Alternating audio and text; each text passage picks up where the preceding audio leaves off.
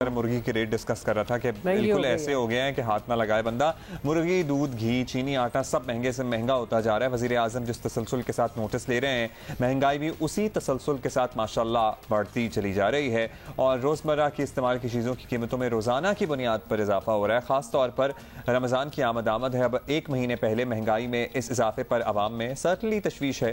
पिछले हफ्ते ही Pakistan bureau of statistics की जानिब से जो आदाद शुमार जारी किए गए हैं, उनके मुताबिक मुर्गी की कीमत में एक हफ्ते के दौरान 5.5% इजाफा हुआ। सब्जियों और तेल की कीमतें भी बढ़ गई हैं। हुकूमती वजीर भी महंगाई को कंट्रोल करने में नाकामी का एतराफ़ कर रहे हैं। जनरल पब्लिक भी नाराज़ है हमसे। बेपनाह इस्लाहात, बेपनाह मेहनत और कोशिश के बावजूद और जो इकनॉमिक क्राइसिस था, जो महंगाई थी, जो बेरोज़गारी थी और जो मतलब खामियां, कोताहियाँ, गलतियाँ में थी।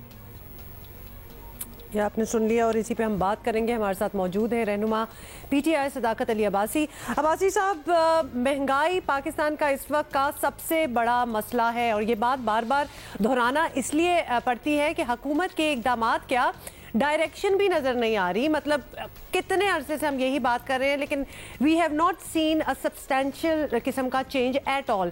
तो आवाम की तसल्ली के लिए मुर्गी, चीनी, दूध, आटे में से किसी एक चीज़ की कीमत कंट्रोल करके प्लीज़ दिखा दें। ऐसा मुमकिन है? कुछ सोच रहे हैं इस बारे में? देखिए, महंगाई एक बिल्कुल हकीकत है और वो थोड़ी ज़्यादा भी है। और अगर पिछले साल के मुकाबले में इस साल के इस महीने का हिसाब लगाएं तो तकरीबन 14.95 यानी 15% चीज़ें महंगी हुई हैं। जो पिछले साल चीज़ 100 रुपये की थी वो इस साल 115 रुपये की ऑन एवरेज है। आपने कहा कि कीमतें कंट्रोल करके दिखाएं। देखें, ये सिवाय चंद चीज़ों के बाकी चीज़ें मंडी, ओपन मंडी में तय होती हैं। जैसे अगर आप मुझे बात करें तो पिछले हफ्ते के मुकाबले में जो 51 सेंसिटिव, जिनको हम हसास अशिया कहते हैं रोज़मर्रा की, उनमें से 22 की कीमतें बढ़ी हैं, 5 की कम हुई हैं और 24 की बरकरार रही हैं। इसमें कोई भी हुकूमत कीमत बढ़ाने में या कम करने में हुकूमत का किरदार नहीं होता, बिकॉज हुकूमत सिर्फ एक मंडी में बायर और सेलर को इकट्ठा कराती है और ये होता है कि कोई ज़ख़ीरा अंदोज़ी ना करे, कोई और काम ना हो, सप्लाई में कोई प्रॉब्लम ना आए। बाकी जो कीमतें बढ़ी हैं, जिनका मैंने 22 का जिक्र किया और जो 5 का कम हुआ, वो भी बायर एंड सेलर हैं और ये हुकूमत कंट्रोल उस तरह नहीं करती।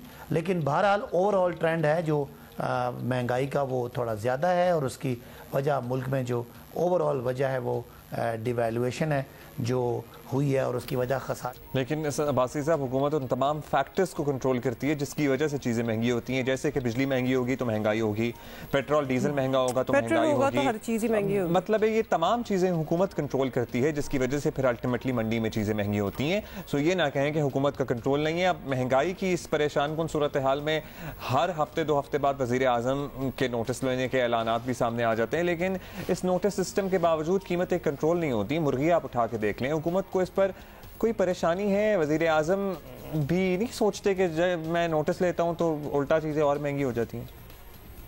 नहीं, ये बात नहीं है। हुकूमत, हर वज़ीर आज़म क्या, हुकूमत का हर नुमाइंदा, बिल्कुल हम ये वाली हुकूमत नहीं है जो आपके सामने किसी हकीकत से जान छुड़ाएं। हम सच बोलते हैं, वज़ीर आज़म भी मानते हैं और हर तकरीर में कहते हैं कि महंगाई का सबसे बड़ा इशू है। अगर आप आखिरी जो पार्लियामेंट में तकरीर है उसको भी देखें है, और जो उसको रोकने के जो तरीके हो सकते हैं वो किए जा रहे हैं।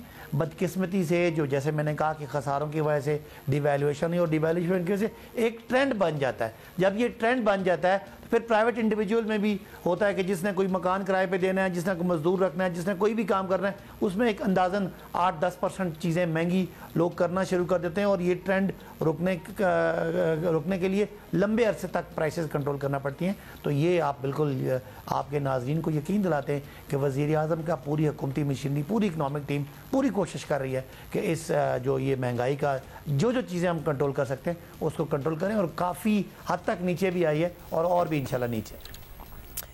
बहुत शुक्रिया हमसे बात करने का सदाकत अली अब्बासी साहब। अब आवाम पे है, अब वो इंतजार दोबारा से करें कि शायद कुछ। अभी हमें एक हेडलाइन ब्रेक लेनी है। आपके शहर में मुर्गी का गोश्त कितने रुपए में फरोख्त हो रहा है? ट्वीट हुआ साथी